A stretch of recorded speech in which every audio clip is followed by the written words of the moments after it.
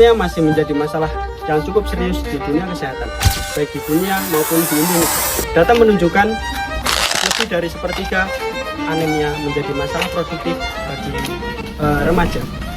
Data di Indonesia menunjukkan lebih dari sepertiga anemia terjadi pada remaja umur 15 tahun sampai dewasa umur 24 tahun, terutama pada remaja perempuan. Menariknya, masih banyak remaja di Indonesia yang mengalami anemia tidak menyadari bahwa mereka sedang mengalaminya, karena mereka menganggap tanda gejala yang dialami hanya sebuah kelelahan biasa.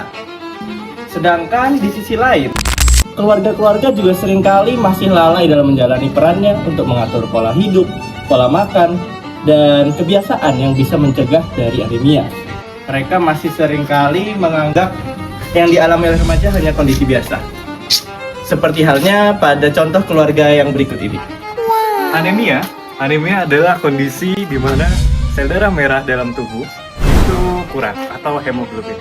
Di mana dengan kurangnya sel darah merah yang berfungsi sebagai pengikat oksigen itu menyebabkan kebutuhan oksigen dalam tubuh berkurang. Di mana hal tersebut dapat menyebabkan kelelahan, keletihan, pusing, dan lain-lain.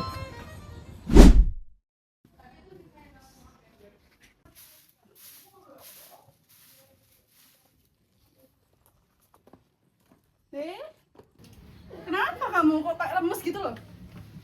Nggak tahu mah, sering pusing sama lemes. Terus katanya kemarin kamu pusing berkunang-kunang gitu. Iya, kalau berdiri tuh kunang-kunang banget, pusing banget. Assalamualaikum.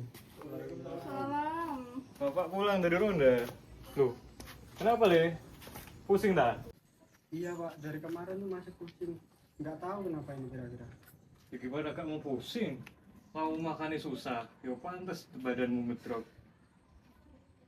Iya pancen nih orang ini jajan terus saya jarang makan di rumah. Ya enak loh Mas jajan Mas. Sini. Assalamualaikum. Waalaikumsalam, bentar. Ya Bu. Misi Ibu. Oh, iya, Kenalin iya. kami perawat dari puskesmas. Iya, Ibu. Oh, dari Iya. puskesmas ya? Monggo masuk dulu Oh iya, gimana? iya, Pak? Bu. Terima kasih ya, Bu. Misi. Misi, Pak. Monggo. Monggo, monggo, monggo. Silakan duduk. Oh iya, Pak. Pak, anu, nang kursi nih kok. Permisi nggih, Bu. Ya, jadi Bapak Ibu sekalian, di sini tuh kami datang karena dengar informasi dari kader kalau anaknya itu sering lemas ya Bu ya. Iya, emang sering lemes ini. Oke. Ya, jadi di sini kita ingin melakukan kunjungan sedikit, melihat kondisi adiknya, terus nanti kita mungkin ada kasih edukasi sedikit juga ya. Oke, baik. Jadi di sini saya sama rekan saya ya Pak. Halo, Dek. Gimana kabarnya hari ini? Pusing sama lemes Kak. Oh, halo, pusing. Sejak kapan ini pusing ini? Sejak kapan ya Bang? Ada semingguan kayaknya, Mas. Oh, Iya Mas, itu akhir-akhir ini dia pusing, pucet iya. mulu Mas. Selain lemas pusing tuh kayaknya ada yang kurang semangat juga ya ini. Iya, iya. Iya Kak, kayak kurang semangat itu. Kalau yang dirasa nih Mas, selain pusing, lemas, itu juga apa? Ada kayak susah konsentrasi atau capek gitu? Iya sih, kalau di sekolah kayak kurang fokus. Kurang fokus ke belajar. Iya. Jadi Bu, ini sepertinya untuk tanda gejala yang ada sekarang ini, sepertinya adik ini mengalami anemia. Iya. Anemia itu artinya kondisi di mana hemoglobin darah itu rendah. Hemoglobin. Apa itu Mas? Jadi Bapak, hemoglobin itu bagian dari sel darah yang mengantarkan oksigen ke seluruh tubuh, Bapak. Kan tubuh kita itu butuh oksigen ya Pak ya, kita sudah tahu.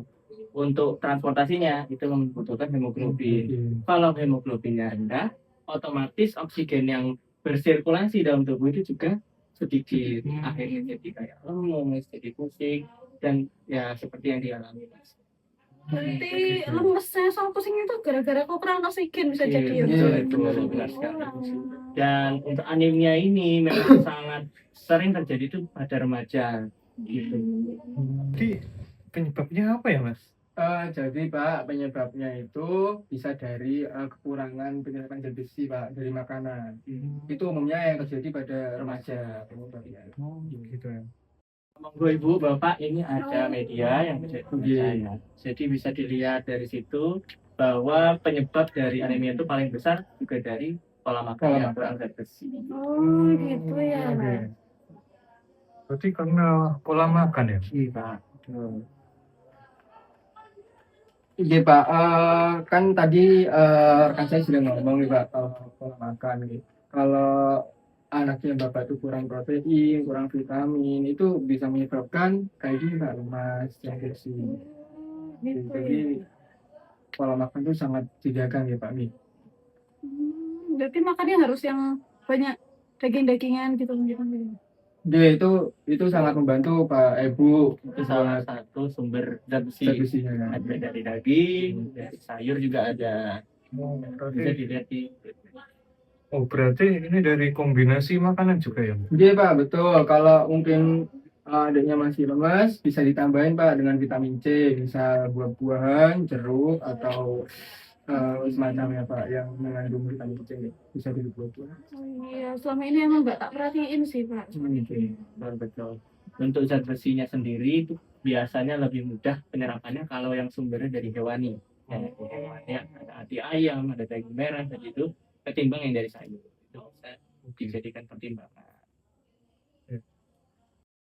Terus Bapak Ibu sama adiknya juga yang perlu diperhatikan itu kalau bisa jangan minum teh sama kopi setelah makan. Waduh, saya sering lagi mas. Nah itu Kalau bisa jangan ya Pak ya. Kalau dikasih jeda 30 menit sampai 1 jam setelah makan baru bisa minum teh minum kopi karena nanti bisa menghambat penyerapan dari zat besi. Oh, begitu ya. Tuh. Oke. Juga kalau masalah kayak gini tidak segera ditangani itu bisa dapat memperburuk Pak. Kayak bisa kayak gini yang anaknya jadi alami lemas, pusing, tidak bisa fokus. Jadi sangat penting ya Pak untuk menjaga pola makan, terus juga selain itu kita juga bisa menambah tablet Sama ya. penambah darah. Buat menjaga itu ya, apa?